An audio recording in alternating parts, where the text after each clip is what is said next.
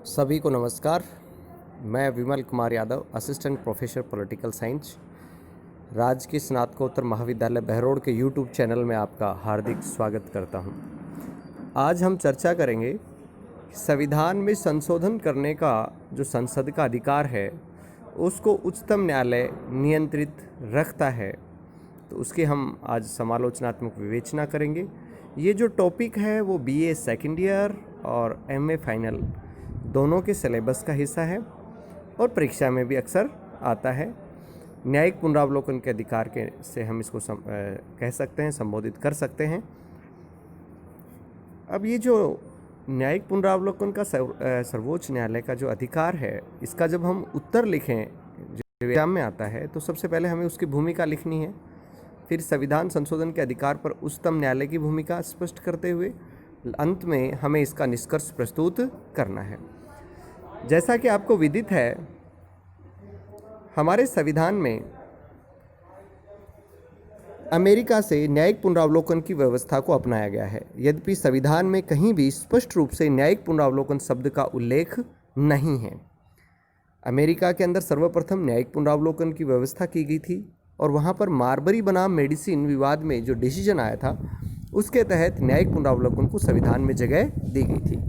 हमारे यहाँ सर्वोच्च न्यायालय के अधिकार और जो शक्तियाँ हैं, उनके ऊपर संयुक्त राज्य अमेरिका के संविधान का प्रभाव स्पष्टतः प्रतीत होता है। अब हमारा जो संविधान है वो न तो बहुत कठोर है और न ही बहुत लचीला है, ये दोनों का मिश्रण है। हमारे यहाँ चेक एंड बैलेंस को भी कुछ मात्रा में अपनाया गया है, ताकि इस संविधान का कोई भी अंग, सरकार का कोई भी अंग अमर्यादित नहीं हो सके। तो जो तीनों अंग हैं, संसद, कार्यपालिका और न्यायपालिका, तीनों एक दूसरे को नियंत्रित करते हैं। अब संसद के पास शक्तियां हैं कि वो संविधान में संशोधन कर सके। संविधान में संशोधन का ये जो प्रावधान है, ये संविधान के भाग 20 और अनुच्छेद 368 में दिया गया है। संविधान में संशोधन की 3 प्रक्रियाएं हैं। सबसे पहली साधारण बहुमत के द्वारा संशोधन, दूसरा विशेष बहुमत के द्वारा संशोधन और तीसरा विशेष बहुमत तथा आधे राज्यों की स्वीकृति के द्वारा संशोधन। यद्यपि अनुच्छेद 368 में केवल 2 ही प्रक्रियाएं वर्णित हैं, जिसमें विशेष बहुमत द्वारा संशोधन और विशेष बहुमत और आधे राज्यों की स्वीकृति द्वारा संशोधन की व्यवस्था वर्णित है। ये कई बार प्रतियोगी परीक्षाओं में भी ये सवाल आता है कि अनुच्छेद 368 में संविधान संशोधन की कितनी प्रक्रियाएं दी गई हैं? 2। तो फिर ये तीसरी प्रक्रिया कौन सी है? तीसरी प्रक्रिया वो है, जैसे हमारे संविधान के अनुच्छेद 3 के अंदर वर्णित है कि राज्यों के नाम, क्षेत्र और सीमाओं में परिवर्तन का अधिकार जो है वो संसद को होगा। तो वो साधारण बहुमत के द्वारा संशोधन होता है। नागरिकता के जो प्रावधान है उनको साधारण बहुमत द्वारा संशोधित किया जाता है, तो वो साधारण बहुमत की कैटेगरी में आते हैं। अब संसद के द्वारा जो संविधान संशोधन किए जाते हैं, ये सर्वोच्च न्यायालय और संसद के मध्य टकराव का विषय रहा है कि संसद द्वारा किए गए संविधान संशोधन को न्यायालय में चुनौती नहीं दी जा सकती, क्योंकि वो अनुच्छेद 13 में वर्णित विधि का हिस्सा नहीं है। लेकिन अनुच्छेद 13 में स्पष्ट रूप से वर्णित किया गया है कि विधि शब्द के अंदर ये सारी चीज़ें शामिल होंगी, और बाद में सर्वोच्च न्यायालय ने भी ये माना कि विधि शब्द में संविधान संशोधन भी शामिल हैं। हमारे संविधान में संसद के अधिकार और न्यायालय के अधिकारों के मध्य एक सामंजस्य स्थापित करने का प्रयास किया गया है। राज्य के प्रत्येक अंग पर कुछ मर्यादाएं आरोपित हैं, जिनके उल्लंघन की दिशा में न्यायालय जो कानून है उनको शून्य घोषित कर सकता है। जैसे अनुच्छेद 13 का अभी हम जिक्र कर रहे थे कि सर्वोच्च न्यायालय ऐसी कोई भी विधि जो मूल अधिकारों का अतिक्रमण करती हो, उस विधि को उस सीमा तक, जिस सीमा तक वह मूल अधिकारों का अतिक्रमण करती है, उसे निरस्त कर सकता है, अवैध घोषित कर सकता है। अब सवाल ये उठता है कि मान लीजिए किसी विधि का कुछ हिस्सा ही मूल अधिकारों का अतिक्रमण करता है, तो क्या संपूर्ण विधि को सर्वोच्च न्यायालय अवैध ठहराएगा या केवल उस हिस्से को? तो इसका जवाब ये है कि सर्वोच्च न्यायालय किसी भी कानून के केवल उस हिस्से को अवैध ठहराएगा जो मूल अधिकारों का अतिक्रमण करता है। यहाँ विधि शब्द जो है, विधि शब्द बड़ा व्यापक शब्द है। इसमें संसद और राज्य विधानसभाओं द्वारा पारित किए गए कानून, अधिनियम, विधेयक, इसके अलावा कोई भी आदेश, उप आदेश, नियम, विनियम, जो ये सब विधि की श्रेणी के अंदर आते हैं, और अगर वो संविधान विरुद्ध हैं तो सर्वोच्च न्यायालय उन्हें अवैध घोषित कर सकता है। ये प्रावधान संविधान के अनुच्छेद 32 के तहत सर्वोच्च न्यायालय और अनुच्छेद 226 के तहत उच्च न्यायालय भी ऐसे किसी कानून को जो संविधान का अतिक्रमण करते हों अवैध घोषित कर सकता है।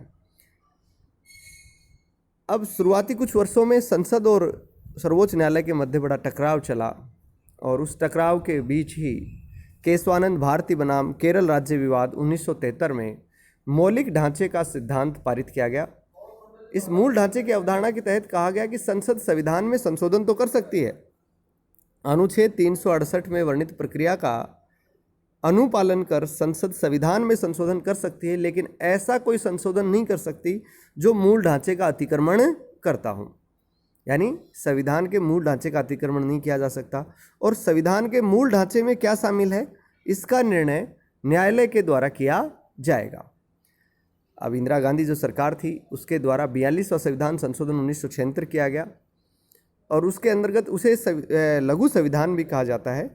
संविधान में बड़े पैमाने पर बदलाव किए गए और उसमें ये कहा गया कि संसद की विधायी शक्तियों के ऊपर कोई प्रतिबंध नहीं है, और जो संविधान संशोधन है वो करने की कोई सीमा नहीं है, यानी इस शक्ति के ऊपर कोई प्रतिबंध नहीं है। इसको चुनौती दी गई, और मिनर्वा मिल्स वाद जो था उसमें इंदिरा गांधी सरकार के द्वारा किए गए उन संशोधनों को खारिज कर दिया गया जो केवल और केवल संसद को सर्वोच्च बताते थे और सर्वोच्च न्यायालय के नियंत्रण को कम करते थे। उसमें यह कहा भी गया कि नीति निर्देशक तत्वों को लागू किया जा सकता है, संसद नीति निर्देशक तत्वों को लागू करने के लिए संविधान में संशोधन भी कर सकती है, लेकिन ऐसा कोई संशोधन नहीं कर सकती जो मूल ढांचे का अतिक्रमण करता हो। तो पुनः ये बात मिनर्वा मिल्स वाद में सर्वोच्च न्यायालय के द्वारा की गई कि न्यायिक समीक्षा जो है वो संविधान के मूल ढांचे का हिस्सा है, और न्यायालय किसी भी कानून का, यहाँ तक कि संविधान संशोधन की भी समीक्षा कर सकता है, और यदि वो संविधान विरुद्ध पाए जाते हैं तो उनको रद्द कर सकता है, अवैध घोषित कर सकता है। तो यानी संसद की शक्तियों पर युक्त यानी उचित प्रतिबंध मूल ढांचे की संकल्पना और न्यायिक पुनरावलोकन के आधार पर लगाए गए हैं। इस मूल ढांचे के अंतर्गत संसदीय तथा लोकतांत्रिक प्रणालियों के मूलभूत लक्षण विद्यमान होते हैं, जिनकी व्याख्या करने की शक्ति उच्चतम न्यायालय के पास होती है, जैसे संसदीय प्रणाली, धर्मनिरपेक्षता, संविधान की सर्वोच्चता, शक्तियों का पृथक्करण, न्यायिक समीक्षा आदि। कहने का मेरा तात्पर्य यह है कि हमारे संविधान में सरकार के तीनों अंगों को एक दूसरे के द्वारा इस प्रकार मर्यादित किया गया है कि कोई भी अंग सर्वोच्चता का दावा नहीं कर सकता, कोई भी अंग तानाशाह नहीं बन सकता, और नागरिक स्वतंत्रताओं का अतिक्रमण नहीं कर सकता।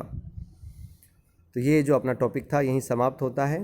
आप जो है इसका अध्ययन करेंगे, और अध्ययन करके आप स्वयं लिखेंगे इस बारे में कि जो संविधान संशोधन की संसद की शक्ति है उस पर न्यायालय का नियंत्रण किस सीमा तक है, इसकी समालोचनात्मक विवेचना आपको करनी है। कोई समस्या हो तो आप कॉलेज के व्हाट्सएप ग्रुप में उस समस्या को हमसे साझा कर सकते हैं। बहुत बहुत धन्यवाद, बहुत बहुत आभार।